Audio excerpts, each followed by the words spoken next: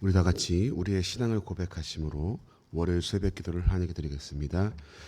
전능하사 천지를 만드신 하나님 아버지를 내가 믿사오며 그 외아들 우리 주 예수 그리스도를 믿사오니 이는 성령으로 잉태하사 동정녀 마리아에게 나시고 본디오 빌라도에게 고난을 받으사 십자가에 못 박혀 죽으시고 장사한 지 사흘 만에 죽은 자 가운데서 다시 살아나시며 하늘에 오르사 전능하신 하나님 우편에 앉아 계시다가 들어서 산자와 죽은 자를 심판하러 오시리라. 성령을 믿사오며 거룩한 공예와 성도가 서로 교통하는 것과 죄를 사하여 주시는 것과 몸을 다시 사는 것과 영원히 사는 것을 믿사옵나이다.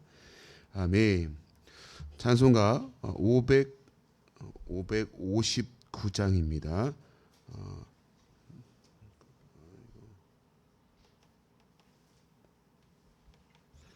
찬송가 559장 사철의 봄바람부로 있고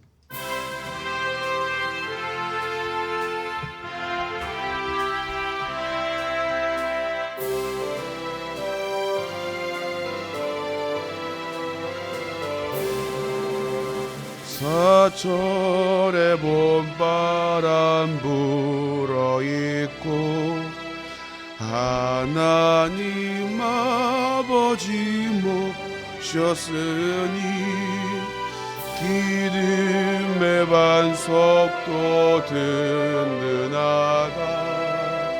우리 집 즐거운 동산이라 고마워라 임마누엘 예수만 섬기는 우리 집 고마워라 임마누엘 복되고 즐거운 하루하루 어버이 우리를 고이시고 동기들 사랑에 뭉쳐있고 기쁨과 서름도 같이하니 한간의 초가도 전국이라 고마워라 임마누엘 예수만 섬기는 우리 집 고마워라 임마누엘 복되고 즐거운 하루하루 아침과 저녁에 수고하여 다 같이 일하는 온 식구가 한사 러서 먹고 마셔 여기가 우리의 낙원이라 고마워라 임마누엘 예수만 섬기는 우리 고마워라 임마누엘 복되고 즐거운 하루하루. 오늘 보신 하나님 말씀은 민수기서 5장입니다. 5장 11절부터 31절까지 같이 보겠습니다. 민수기 5장 11절부터 31절까지 같이 교독하겠습니다. 제가 먼저 11절을 읽겠습니다. 여호와께서 모세에게 말씀하여 이르시되 자손에게 말하여 이렇게 이르라. 만일 어떤 사람의 아내가 탈선하여 남편에게 신의를 저버렸고 한 남자가 그 여자와 동침하였으나 그의 남편의 눈에 숨겨 드러나지 아니하였고 그 여자의 더러워진 일에 증인도 없고 그가 잡히지도 아니하였어도 그 남편이 의심이 생겨 그 아내를 의심하였는데 그의 아내가 더럽혀졌거나 또는 그 남편이 의심이 생겨 그 아내를 의심하였으나 그 아내가 더럽혀지지 아니하였거든. 이제 그의 아내를 데리고 제사장에게로 가서 그를 위하여 보리가루 10분의 1 에바를 헌물로 드리되 그것에 기름도 붓지 말고 유향도 두지 말라. 이는 의심의 소재요 죄악을 기억나게 하는 기억의 소재라. 제사장은 그 여인을 가까이 오게 하여 여호와 앞에 세우고 토기에 거룩한 물을 담고 성막 바닥에 티끌을 취하여 물에 넣고 여인을 여호와 앞에 세우고 그의 머리를 풀게 하고 기억나게 하는 소재물 곧 의심의 소재물을 그의 두 손에 두고 제사장은 저주가 되게 할 쓴물을 자기 손에 들고 여인에게 맹세하게 하여 그에게 이르기를 내가 내 남편을 두고 탈선하여 다른 남자와 동침하여 더럽힌 일이 없으면 저주가 되게 하는 이 쓴물의 해독을 면하리라. 그러나 내가 내 남편을 두고 탈선하여 몸을 더럽혀서 내 남편 아닌 다른 사람과 동침하였으며 제사장이 그 여인에게 저주의 맹세를 하게 하고 그 여인에게 말할지니라. 여호와께서 내 넓적다리가 마르고 내 배가 부풀어 내가 내 백성 중에 저주거리 맹세거리가 되게 하실지라. 이 저주가 되게 하는 이 물이 내 장자에 들어가서 내 배를 붓게 하고 내 넓적다리를 마르게 하리라 할 것이요 여인은 아멘 아멘 할지니라. 제사장이 저주의 말을 두루마리에 써서 그 글자를 그 쓴 물에 빨아 넣고 여인에게 저주가 되게 하는 쓴물을 마시게 할지니 그 저주가 되게 하는 물이 그의 속에 들어가서 쓰리라. 제사장이 먼저 그 여인의 손에 의심의 소재물을 취하여 그 소재물을 여호와 앞에 흔들고 제단으로 가지고 가서 제사장은 그 소재물 중에서 한 움큼을 취하여 여자에게 기억나게 하는 소재물로 제단 위에 불사르고 그 후에 여인에게 그 물을 마시게 할지라. 그 물을 마시게 한 후에 만일 여인이 더럽혀서 그 남편에게 범죄하였으면 그 저주가 되게 하는 그 물이 그의 속에 들어가서 쓰게 되어 그의 배가 부으며 그 넓적다리가 마르리니 그 여인이 그 백성 중에서 저주거리가 될 것이니라. 그러나 여인이 더럽힌 일이 없고 정결하면 해를 받지 않고 임신하리라. 이는 의심의 법이니 아내가 그의 남편을 두고 탈선하여 더럽힌 때나 또는 남편의 의심이 생겨서 자기의 아내를 의심할 때 여인을 앞에 두고 제사장이 이 법대로 행할 것이라. 같이 하겠습니다. 남편은 무죄할 것이요 여인은 죄가 있으면 당하리라. 아멘. 자, 오늘 민수기 5장을 지금 보고 계신데 어떠세요? 내용이 좀 들어오십니까? 조금 괜한 질문을 자꾸 드렸어요. 아내의 부정을 밝히는 규례입니다. 자, 이거는 레위기서에서는 배우지 않은 규례예요. 그래서 민수기서에 등장을 또 하게 되는데 일명 의심의 법이라고 합니다. 무슨 법이요? 의심의 법. 그러니까 아내가 부정한 행동, 즉 어떤 간통죄나 어떤 남편 외에 다른 남자를와 동침함으로써 그런 부정한 행동에 대해서 물증은 없는데 심증이 있거나 또 물증은 없지만 의심이 갈 때 이 부정을 밝히는 법입니다. 자, 이 법을 밝힐 때에는 두 가지 경우가 해당이 돼요. 첫 번째는 아내의 외도를 의심할 만한 어떤 빌미를 제공했을 때, 그래서 의심이 가. 근데 이거를 밝혀야 되겠어 라고 했을 때 이 법을 가지고서 나아가고요. 또 두 번째는 실제로 외도를 했을 때, 이런 경우에 이제 제사장 앞에 나와서 명확하게 그 진상을 밝혀라라는 법입니다.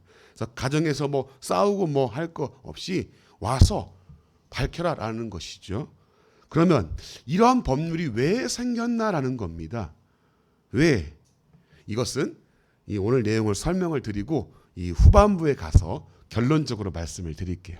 자, 오늘 내용을 조금 정리를 해서 좀 간단하게 말씀을 드릴게요. 조금 졸리시더라도 살짝 오늘 내용이 이렇구나 라는 것만 좀 아시면 좋을 것 같습니다. 자, 먼저 이 의심의 법을 시행할 때는 남자가 보리가루 10분의 1 에바를 예물로 가져갑니다. 그래서 소제를 드리는데 이 곡물로 드리는 제사를 소제라 그러죠. 근데 이 소제를 드릴 때에는 감사와 기쁨의 제사로서 드립니다. 그래서 기름과 유향을 섞어서 얹어서 드리거든요. 근데 지금 이 상황에서는 기쁨의 감사의 제사가 아니죠. 죄를 밝히기 위한 제사란 말이에요. 그래서 기름이나 유향을 섞지 않습니다. 자, 그대로 가져가요. 그리고 여인은 머리를 풀어 헤칩니다. 머리를 묶지 않고 풀어 헤치고 여인에게 보리가루를 들게 합니다. 자, 그리고서 이 질그릇을 가져다가 그 그릇에다가 거룩한 물을 붓습니다. 자, 그리고 뭘 하냐면 성막 바닥에 있는 티끌 먼지들을 딱 쓸어 가지고 그 물에 담습니다. 그러면 이 물은 더 이상 거룩한 물이 아니라 저주를 가져오는 쓴 물이 되는 것이죠. 자, 이 그릇을 이제 여인에게 넘겨요. 여인에게 넘기고요. 그리고 여자에게 맹세하게 합니다. 무슨 맹세를? 네가 만약에 부정을 저질렀다면 어떤 벌도 받겠냐? 아니면 어떤 벌도 받겠다라고 맹세를 시키게 합니다. 자, 이 과정에서 이제 1차적으로 사실상 거르는 거죠. 실제로 외도를 했으면 두려워서 이제 지사장님 제가 사실은 실제로 이렇게 했습니다. 용서해 주세요. 라고 1차적으로 거르는 이 단계가 2단계예요. 근데 실제로 이제 정말로 부정을 저지르지 않았거나 아니면 거짓으로 또 이렇게 나는 안 그랬습니다라고 하는 사람이 있었겠죠. 자, 그 다음에 이제 어떻게 하냐면은 이제는 맹세까지 했고 또 계속해서 결백을 주장할 때 어떻게 하냐면 오늘 본문에 자 민수기 5장 19절부터 우리 22절까지 한번 읽어봅시다. 자, 19절부터 22절까지 같이 읽어볼까요? 자, 시작. 여인에게 맹세하게 하여 그에게 이르기를 내가 내 남편을 두고 탈선하여 다른 남자와 동침하여 더럽힌 일이 없으면 저주가 되게 하는 이 쓴 물에 해독을 명하리라. 그러나 내가 내 남편을 두고 탈선하여 몸을 더럽혀서 내 남편 아닌 사람과 동침하였으면 제사장이 그 여인에게 저주의 맹세를 하게 하고 그 여인에게 말할지니라. 여호와께서 내 넓적다리가 마르고 내 배가 부어서 내가 내 백성 중에 저주거리 맹세거리가 되게 하실지라.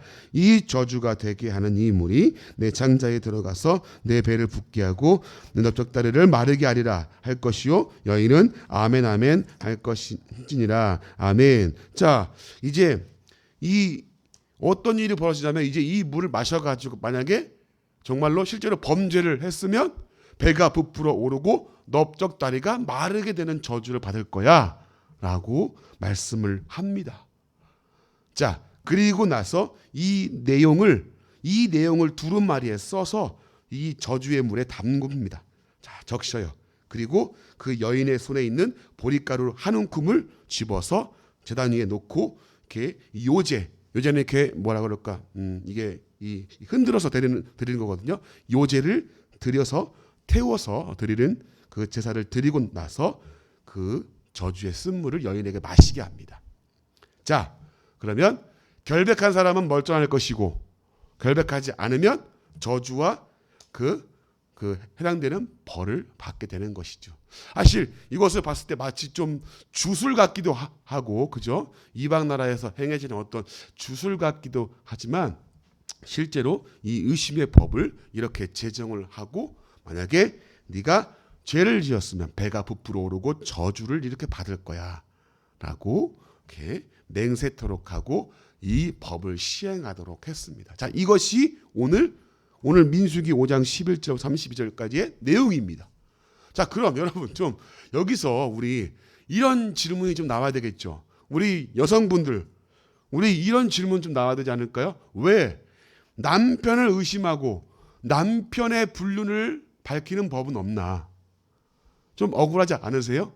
왜 여자들만, 왜 여인들만 이런 법을 받아야 됩니까?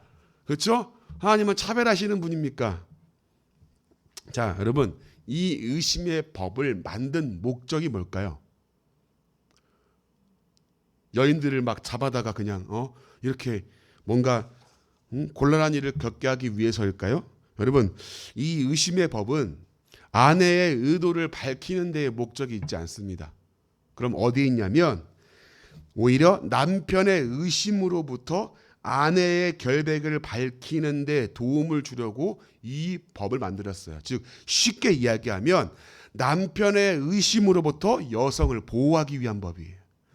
왜 그러냐면 여러분, 이 당시에는 이 여인들이 인권을 보장받지 못했던 시대입니다. 여러분, 지금 우리는 그리스도 안에서 한 형제고 자매지만 이 당시의 사회법에서는 여성들을 노예 취급을 하거나 인간 이하의 취급을 했던 것이 사실이었어요. 그래서 폭행이 벌어지고 강간이 벌어지고 심지어 살인도 벌어졌습니다. 근데 거기에 대해서 사실 무감각해진 시대였단 말이죠. 남편이 아내에 대해서 의심을 한다고 여러분 예를 들어 봅시다. 저거 의심스러운데 외도한 거 아니야? 라고 의심한단 말이에요. 근데 여러분 거기서 끝나지 않아요. 폭행이 벌어지고요. 심지어 그 의심만으로 아내를 폭행하고 살인까지 벌어졌던 시대가 바로 이 시대였어요. 그래서 참 여러분, 그러니까 하나님의 그 세심한 배려와 사랑이 느껴지는 법이죠. 그래서 제사장 앞에 가서 결백을 밝혀줌으로써 여인들의 인권을 보호하고 가정을 보호하기 위한 그 목적이 여기 있는 겁니다. 이해가 좀 되시죠 이제? 그래서 이 당시에 여러분 이런 법을 만들어서 시행하기로 한 것은 결국 가정을 보호하고 여인을 보호하기 위한 하나님의 그 장치였던 것이죠. 여러분 이 당시에도요, 남자건 여자건 간통죄를 범하면 똑같이 처벌을 받습니다. 남자라고 해서 처벌을 받지 않는 게 아니에요. 남자도 불륜이 밝혀지면 가차없이 처벌을 받던 시대였습니다. 그러니까 하나님의 율법은 남녀 차이가 있다 없다? 없다라는 겁니다. 그래서 오히려 여인을 보호하고 가정을 보호했던 하나님의 세심한 배려와 사랑이 느껴지는 법이다. 여인을 차별하기 위한 법이 아니라 오히려 그 당시에 차별을 받던 여인들을 보호하기 위한 법이었다. 그래서 결백을 밝힐 수 있도록, 이런 일이 벌어지지 않도록, 실제 불륜을 저질렀다면 벌을 받겠지만 그렇지 않을 때에 이런 일이 없도록 보호하기 위한 장치였다는 겁니다. 여러분 저는 이 말씀을 참 보면서 뭘 느끼냐면 오히려 이 당시의 법에도 하나님의 이 율법 가운데에서는 사랑과 배려와 이렇게 차별이 없는데, 여러분 오늘날 교회가 참 안타까운 것은 이 차별이 많이 생기는 것 같습니다. 교회 내에서요.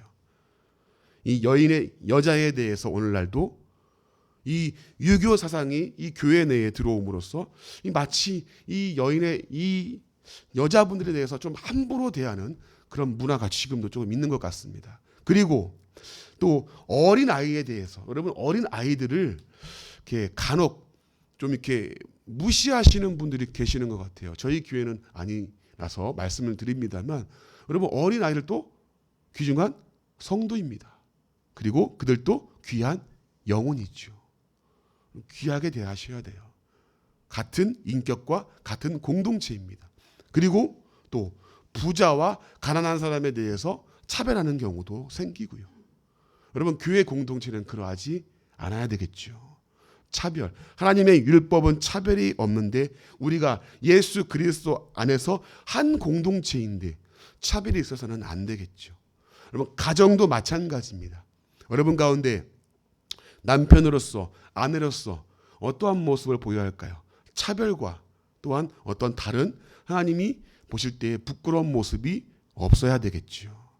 여러분 가정과 교회 공동체를 세우신 이유가 뭡니까? 이 공동체를 통해서 하나님의 나라가 확장되어지고 복음의 확장과 또 하나님이 이루실 그 계획과 약속을 이루어 가시는 그 목적이 그 공동체에 있는 거 아닙니까? 그러면 한 사람 한 사람이 귀하고 복된 존재이죠. 나와 맞지 않는다고 해서 또 내 여건과 환경이 다르다고 해서 차별이 이루어진다면 여러분 우리는 그리스도의 공동체가 아닌 겁니다. 오늘 말씀을 통해서 여러분 보았습니다. 여러분 그 아담과 하와를 여러분 그 우리가 창세기에서 보게 되면 아담을 지으시고 하와를 지을 때 어떻게 하나님이 지으셨죠? 아담을 재우시고 처음 들으시는군요. 자, 아담을 재우시고 뭐를 취하시죠? 아담의 갈빗대를 취합니다. 이거를 간혹 해석하시는 분들이 엉뚱하게 해석하시기를 남자에게서 나왔기 때문에 여성은 하등한 존재인 것처럼. 절대 그렇지 않습니다. 이 갈빗대에서 취했다라는 것은 뭘 의미하는 줄 아세요? 동등한 관계다, 그 얘기예요. 이 남자가 여성보다 더 우월하다, 뭐 여성은 하등한 관계다, 남자에게 나왔기 때문에 그런 존재가 아니라 동등한 관계인 것을 상징하는 겁니다. 그래서 돕는 배필, 도와주는 노예가 아닙니다. 내 부족한 점을 메꿔주고 함께 이루어가는 공동체야, 한 인격이야 라는 걸 말해주는 거예요. 그리고 가정도 교회도 우리는 주 안에서 한 형제고 자매인 것을 오늘 여러분들의 가슴속에 새기시기를 주님의 이름으로 간절히 축복합니다.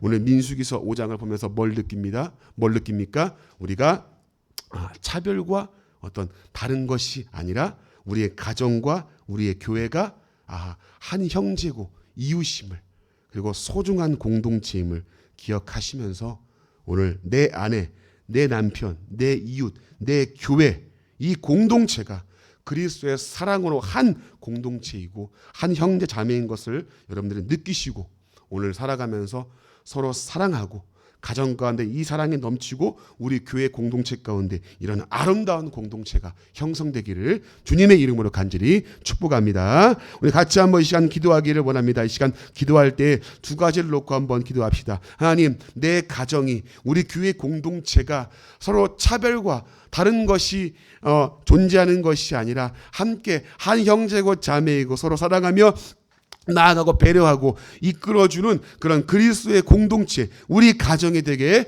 도와달라고 기도하시고요. 또 한 가지, 여러분 오늘 저녁부터 이제 부흥회가 시작됩니다. 정말 기도로 깨어있는, 기도의 불씨가 타오르고 기도에 대한 소명과 기도에 대한 그 간절한 갈급한 마음들이 회복되는 그런 놀라운 하나님의 말씀이 내 안에 새겨지는 그런 부흥회 되게 해달라고, 그리고 오시는 강사 목사님을 위해서 성령 충만함으로 함께 하시고 주시는 말씀 가운데에 하나님이 힘과 능력을 더하시고 담대하게 말씀을 선포하도록 하나님께서 함께 해달라고 우리 간절한 마음으로 이 시간 동성 함께 한번 기도하겠습니다. 하나님 감사합니다. 아버지 하나님이여, 주님 이 시간 주님 말씀을 통해 보았습니다. 아버지 하나님이여, 의심의 법을 통하여서 아버지 하나님, 하나님의 그 배려와 사랑을 주어 보았습니다. 하나님, 여인을 아버지 의심하는 이 법 가운데서 아버지 지사장에게 나와 결백을 밝히게 함으로써 가정을 보호하시고 여성의 인권을 보호하시는 하나님의 아버지 그 섬세한 배려와 아버지 주님 그 사랑을 보았듯이